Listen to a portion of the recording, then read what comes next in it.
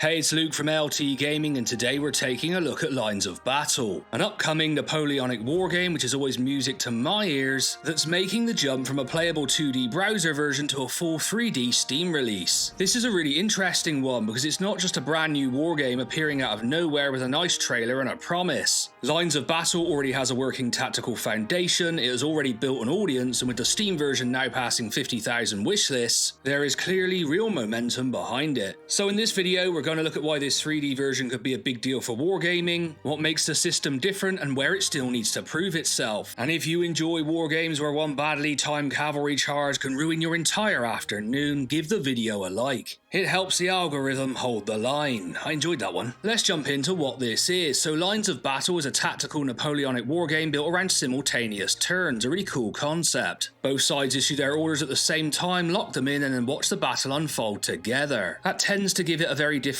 feel from a traditional turn-based tactics game, because you're not just reacting to what the enemy has already done, you're essentially trying to predict what they're about to do next. Will that infantry hold, or are they shifting cavalry around your flank? Or can your artillery break them before the line collapses? These are all things you're going to have to consider when you play. That prediction layer, to be honest, is really the heart of the game, and it creates a nice bit of battlefield tension because every order is partly a plan but also partly a gamble. The big reason Lines of Battle is worth watching is it already has something many upcoming wargames do not, a proven core. The current 2D version gives us a clear sense of how the simultaneous order system works, how battles flow, and why that prediction-based gameplay could be so compelling. So the Steam version is not starting from zero here, it's building on a tactical idea that already exists, already works really well, and already has players engaging with it. What makes the Steam version exciting is the scale of the jump. This is being pitched as a full 3D version with historical battles, operational campaigns, and a broader sense of Napoleonic warfare around the tactical layer.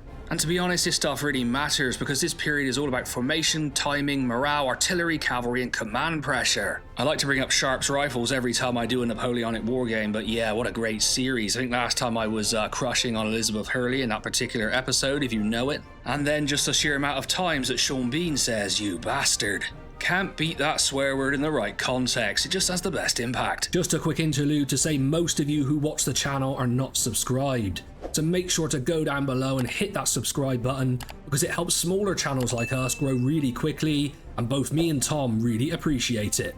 Interestingly enough, I was looking into why the dev was inspired to make this game, and it's because he watched the 1970s version of Waterloo, which is pretty intense. I also sat through that movie once, and let's just say it's a bit of a full-on experience overall. But the scale is truly impressive, and I guess that's how it translated into Lines of Battle. You can fight some pretty humongous battles in this one. And if you do want to try out what the concept is like, jump onto the website, you can play it, I'll link it in the description below, and you can see exactly how the game engine plays out and test it for yourself. It's totally free and doesn't even require you to sign in, you can just go down the bottom of the intro page and click play as a guest. And then you're going to see if Lines of Battle can keep the clarity of the 2D game while adding the 3D battles, this could become a really strong bridge between accessible tactics and proper historical wargaming. If we're looking at recent developments, the Steam posts are more like short news updates rather than huge development diaries, but they do tell us one important thing: Lines of Battle is gaining traction. The big headline is that the game has passed 50,000 wishlists on Steam, so well done to the dev and the team.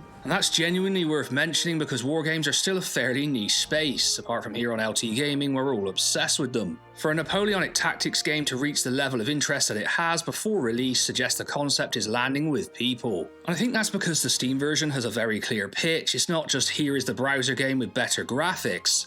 It's being positioned as a fuller 3D historical wargame with tactical battles, operational campaigns, and scenarios that could give the whole thing a much broader shape. And I'll be honest, that campaign layer is the bit I really want to see more of. If the tactical battles are about prediction and timing, then the operational side could add the bigger questions. Where do you commit your forces? How do you manage divisions and core? How do you threaten supply lines? And how do you turn a clever battlefield victory into something that matters on the wider map? We're yet to see how Lines of Battle will tackle that with the Steam version. The main challenge really is the jump from a clean 2D tactical game to a more ambitious 3D Steam release. Once you move into 3D, expectations kind of change. Players will judge the animations, the battlefield, AI, campaign depth, and whether the whole thing feels polished enough to stand alongside other modern strategy games. And we've already seen some good ones coming along this year on the channel. Veterans Napoleonic Wars, definitely check out that video, that could be a real rival here. So while the foundation looks promising, the Steam version still needs to prove that it can turn a clever tactical concept into a complete wargame experience. In terms of comparisons, we have covered a number of games, and something like Carthage Bellum Punicum does look very familiar with the tactical side. But then again, it already has that strategic large-scale side to it. Lines of Battle feels more focused and more tactical, with the emphasis placed firmly on command decisions and battlefield prediction. And then compared with Veterans Napoleonic Wars, there's obviously some overlap in the setting, but Lines of Battle standout feature is that simultaneous order system. It's less about simply controlling the battle moment to moment and more about reading the enemy commander and trying to be one step ahead. What I really hope for the future is that Lines of Battle keeps the simplicity and sharpness of the current 2D version, but uses the Steam release to add atmosphere, scale and a stronger sense of history. Because the dream version of this is not just a prettier version of a browser game, if I'm honest. It has to have that proper Napoleonic command experience where your formations, timing, artillery, cavalry and operational decisions all start to connect. But look, LT gamers, it's definitely one worth watching. Let's bump that Steam wishlist if we can, get it above 50,000. And let me know what you think of this one in the comments below. It really is truly unique, and you can play it now in the 2D version and give it a test. I'm sure many of you will do that this evening and enjoy it. I've been Luke from LT Gaming, great to bring you another war game, plenty more on the way, and I'll catch you on the next one.